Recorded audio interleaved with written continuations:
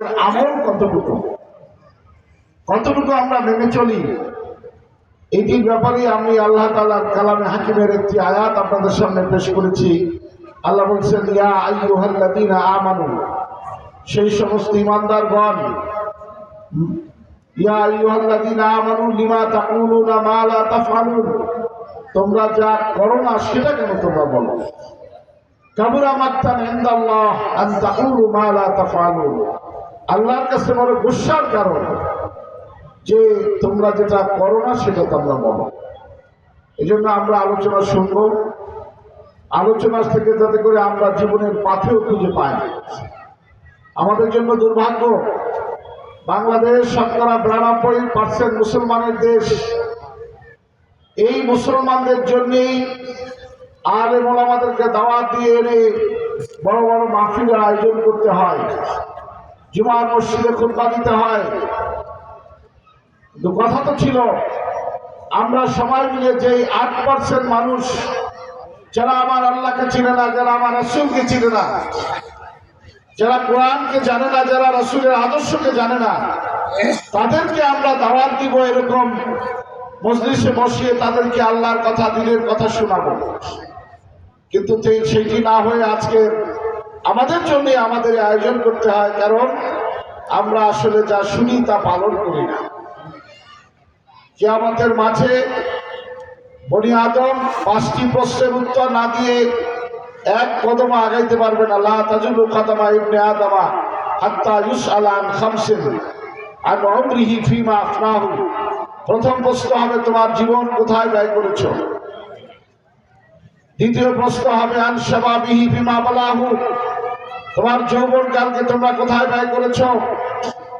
আমরা যতটুকু জানি, আজকের বছরের শেষ রাত, অনেক যুবক ভাইয়েরা, যুবতী বোনেরা, আমাদের সন্তানেরা, তারা আজকে নানা রকম উৎসব পালন করবে। একসময় এই জায়গায়ও সেরকম উৎসব হতো।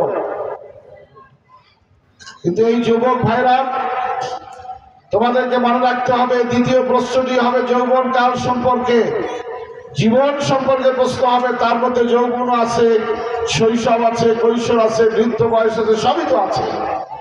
তারপরে আবার স্পেশালি যুবক বয়সটি সম্পর্কে আল্লাহ তাআলা প্রশ্ন করবেন, কারণ এই বয়সটি হলো মানুষের রুচি থাকে, মানুষের চিন্তার বিকাশ হয়, শক্তিমত্তা প্রদর্শন করা যায়, মানুষের ইচ্ছা শক্তি বাড়ে, নানা রকম উৎকর্ষতা সাধন হয় এই সময়। সেজন্য আজকে অনেক ক্ষেত্রে মনে হইতে পারে, যুবকদের মনে কষ্ট লাগতে পারে, আমাদের একটু ফুর্তি করবো আমরা, মুরব্বীরা সেটা না দিয়ে এখানে আরেকটি আয়োজন করেছে। এর মাধ্যমে মুরব্বীরা তোমাদের কল্যাণ করছে, তোমার জীবনের জন্য যে উপকারী জিনিস সেটাই তারা করছে। এই মুরব্বীরা তোমার জন্য যে জিনিসটি বোঝে, সেটি বোঝার বয়স এখনো তোমাদের হয়নি। সেই জন্য আজকে তোমরা কষ্ট না নিয়ে তোমার আখিরাতের দিকে তাকাও। মৃত্যুর স্বাদ তোমাকে ভোগ করতে হবে। বয়স হয়ে গেলেই মারা যাবে তা নয়, এই যৌবন যারা আছে তারও তো মৃত্যুর স্বাদ গ্রহণ করতে হয়। সেজন্য দ্বিতীয় প্রশ্নটি কিন্তু হবে এই যৌবন বয়স সম্পর্কে। 3 নম্বর প্রশ্ন করা হবে, আর মালিহি মিন আইনা ইকতাসাবা, তোমার মাল তুমি কিভাবে অর্জন করেছো। আমা আনফাকাহু, কিভাবে ব্যয় করেছো। আমা আমিলা ফিমা আলিমা। পঞ্চম প্রশ্নটি হবে, যা জেনেছো সেই অনুযায়ী কতটুকু আমল করেছো। সম্মানিত হাজির, আমরা সবাই জানি মিথ্যা বলা হারাম, সুদ খাওয়া হারাম, ঘুষ খাওয়া হারাম, অপরের সম্পদ ঠকানো হারাম, নামাজ পড়া ফরজ, সত্য বলা ফরজ, যাকাত দেওয়া ফরজ, যার হজ হয় তিনি হজ করা ফরজ, পর্দা করা ফরজ, আল্লাহর আইন মেনে চলা ফরজ। আমরা সব কিছু জানি, জানার পরও আমাদের মধ্যে আমলের ঘাটতি। এই জন্যই আজকে মুসলমানদের এই দুর্দশা। আমি কথা লম্বা করতে চাই না, যেহেতু আলোচক স্টেজে এসে বসে গেছেন, অনেক রাত হচ্ছে। আমি আপনাদেরকে আহ্বান জানাবো, আসুন আমরা যা শুনবো সেটা মেনে চলার সিদ্ধান্ত গ্রহণ করব। আমরা এই মেনে চলার মাধ্যমে নিজের জীবনকে পরিবর্তন করবো, তাহলে সমাজ পরিবর্তন হবে। সমাজ পরিবর্তন হলে রাষ্ট্রের পরিবর্তন হবে। আপনার আমার মন মানসিকতার পরিবর্তন না হলে বৈষম্য বিরোধী সমাজ প্রতিষ্ঠা করা সম্ভব হবে না। আমাদের ভাই, আমাদের মুরব্বী, আমাদের নেতা যে কথাগুলো বলেছেন অত্যন্ত গুরুত্বপূর্ণ কথা, আমি রিপিট করতে চাই না। খেয়াল করবেন প্রত্যেকটি কথা। এই সমাজে দেশে বিপ্লব নিয়ে অনেক ষড়যন্ত্র।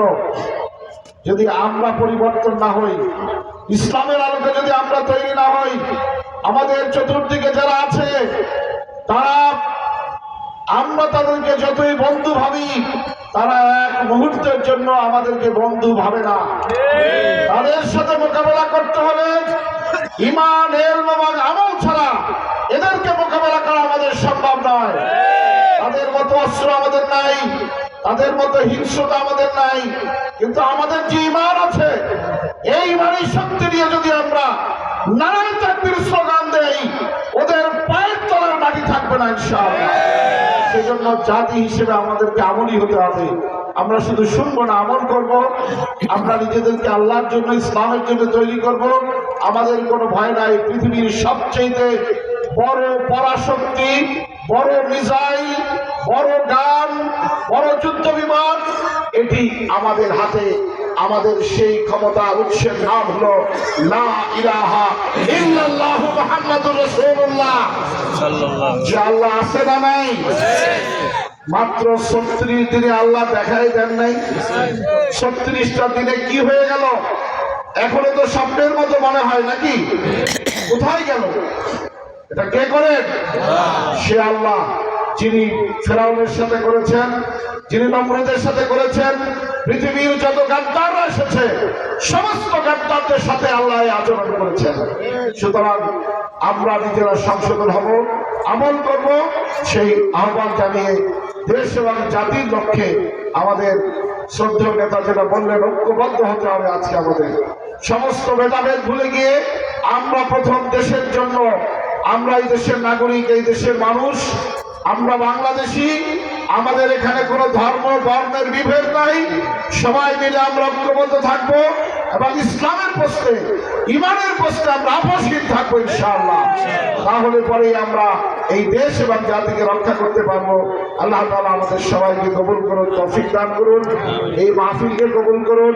আমাদেরকে দাওয়াত দেওয়ার জন্য কর্তৃপক্ষকে আন্তরিক ধন্যবাদ জানিয়ে আপনাদের সকলের প্রতি কৃতজ্ঞতা প্রকাশ করে আল্লাহর কাছে এই মাহফিল আমাদের নাজাতের জরিয়া হিসেবে আল্লাহ মঞ্জুর করুন, সেই কামনা করে আমি কথা শেষ করছি। আমার তৌফিক ইল্লা বিল্লাহ। আসসালামু আলাইকুম ওয়া রাহমাতুল্লাহি ওয়া বারাকাতুহু।